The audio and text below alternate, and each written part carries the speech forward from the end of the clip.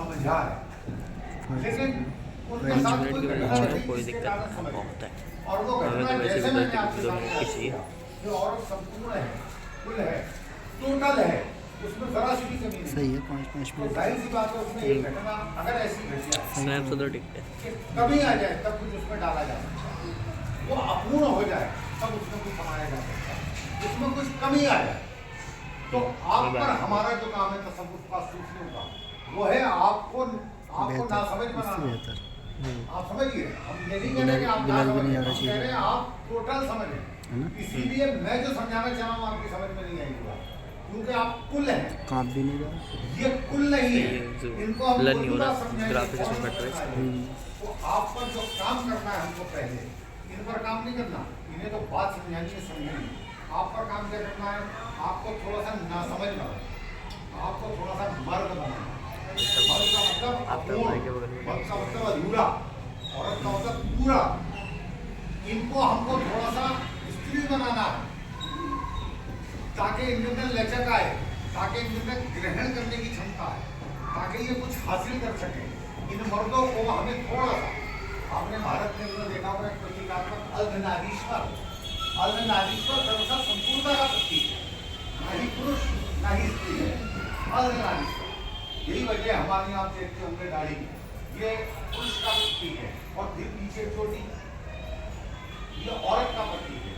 पुरुष और स्त्री मिल रहे हैं, अर्धनारीश्वर हो रहे हैं, दोनों एक जगह हो रहे हैं। जो मैं आप देखने में जा रहा था, चोटी रखते हैं, चोटी औरतों का प्रतीक है और दाढ़ी जो है ये मर्दों का प्रतीक है, तो हम दाढ़ी और चोटी दोनों रखते हैं। तो ये अर्धनारीश्वर की प्रतिमा बनती है, आकृति बनती है अर्धनारीश्वर, ताकि औरतें शहीद हो।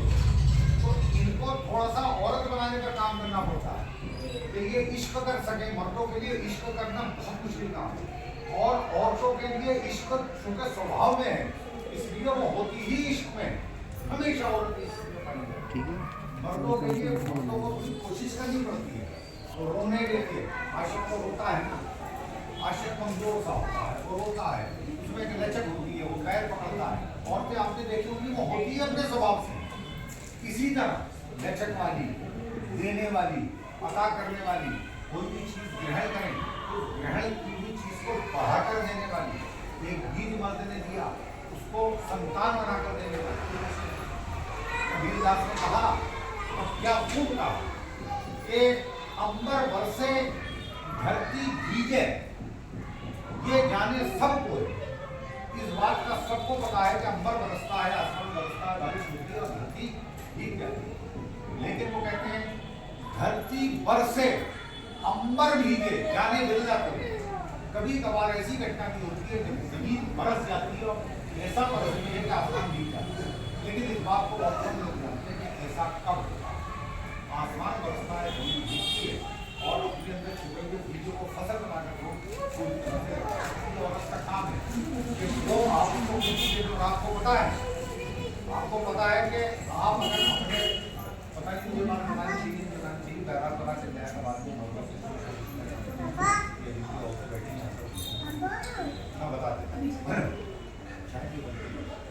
आपको पता है अपने शौहर के पैसों को चोरी करना नाम है मैं दुनिया में बात में कह रहा था कि मैं कहीं ऐसा ना हो कि यहाँ बता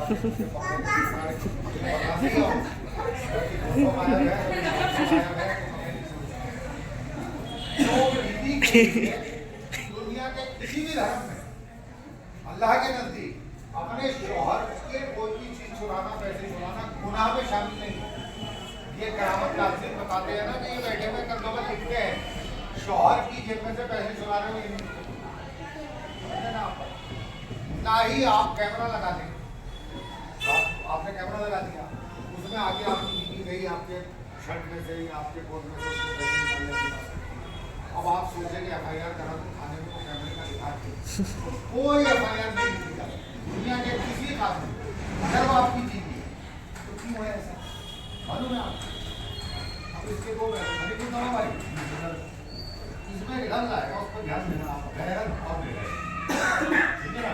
बेगैरती बड़ा गंदा सा जब समझा जाता है तो मैं उस पर बात करूँगा, आपसे गंदा मत कीजिएगा। और कोई किसी का समझ में आ जाती है ना तो फिर उसकी पवित्रता या